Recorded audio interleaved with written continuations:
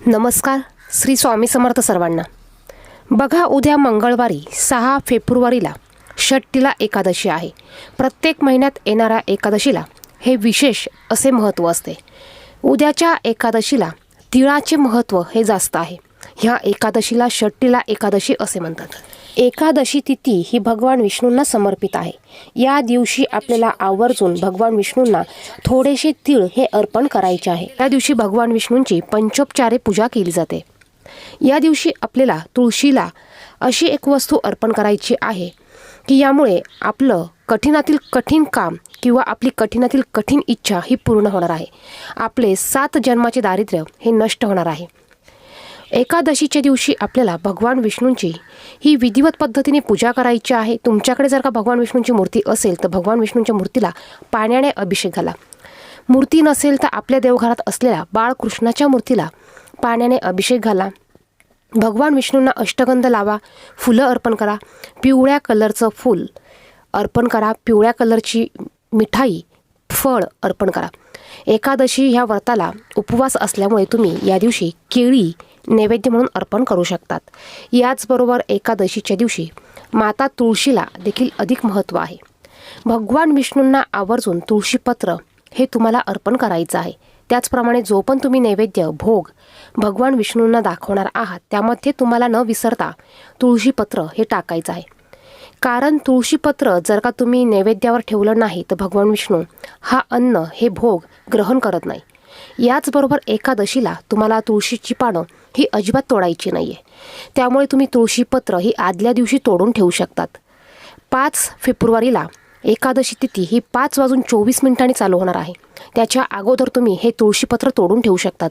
चुकूनही एकादशीच्या दिवशी तुम्हाला तुळशीपत्र हे तोडायचं नाही आहे. तुम्हाला एकादशीच्या दिवशी भगवान विष्णूंची होईल तेवढी पूजा नामस्मरण करायचं आहे. ओम नमो भगवते वासुदेवाय या मंत्राचा तुम्हाला जास्तीत जास्त जप करायचा आहे. दिवसभरात तुम्हाला शक्य होईल तितक्या वेळा किंवा 1 वेळा तरी विष्णू सहस्रनाम याचं पठण करायचं आहे. त्याचबरोबर तुम्हाला सकाळी आणि संध्याकाळी दोन्हीही टायमाला माता तुळशीची पूजा करायची आहे. तुळशीला स्पर्श न करता लांबून तुम्ही हळदी कुंकू लावू शकतात, अगरबत्ती धूप दीप लावू शकतात. त्याचप्रमाणे तुम्हाला संध्याकाळी शुद्ध गाईच्या तुपाचा दिवा हा तुळशी मातेला आवर्जून लावायचा आहे. सायंकाळी जेव्हा तुम्ही तुळशीसमोर शुद्ध गाईच्या तुपाचा दिवा लावणार आहात त्यावेळेस तुम्हाला एक कणकेचा दिवा बनवायचा आहे. कणकेमध्ये तुम्ही चिमूटभर हळद टाका, त्याचा घट्ट गोळा तयार करा आणि असा दिवा तुम्हाला तुळशीसमोर लावायचा आहे. कणिक घेतलं नाही तरीसुद्धा तुम्ही पंती किंवा इतर कोणताही दिवा हा लावू शकतात.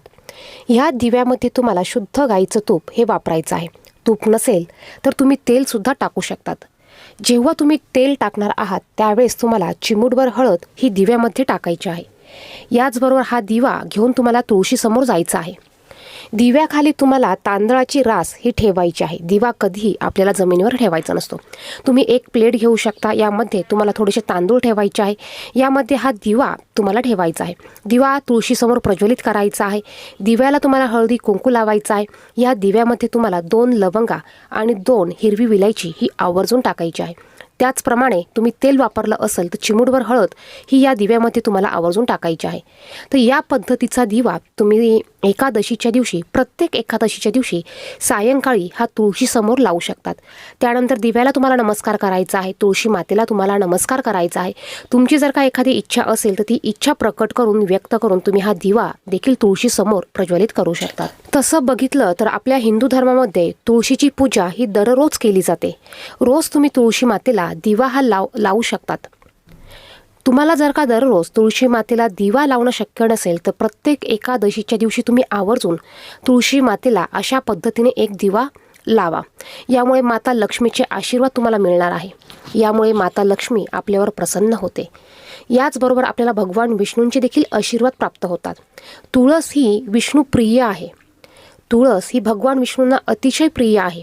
भगवान विष्णूंच्या अतिशय जवळची आहे.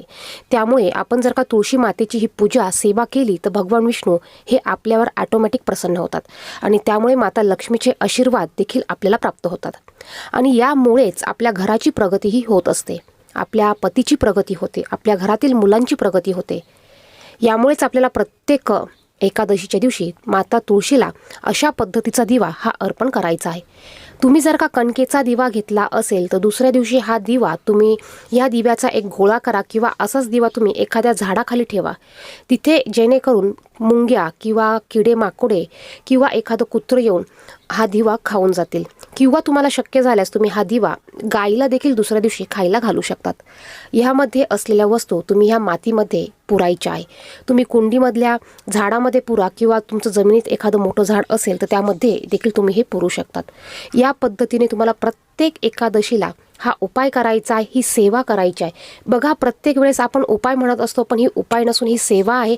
तसं बघितलं तर माता लक्ष्मी त्याचप्रमाणे तुळशी मातेची पूजा ही आपण दररोज केली पाहिजे. ज्या घरात तुळशी मातेची पूजा ही दररोज केली जाते त्या घरात माता लक्ष्मी ही कायमची म्हणजेच अखंड वास करते. त्या घरात कधीही अलक्ष्मी ही राहत नाही.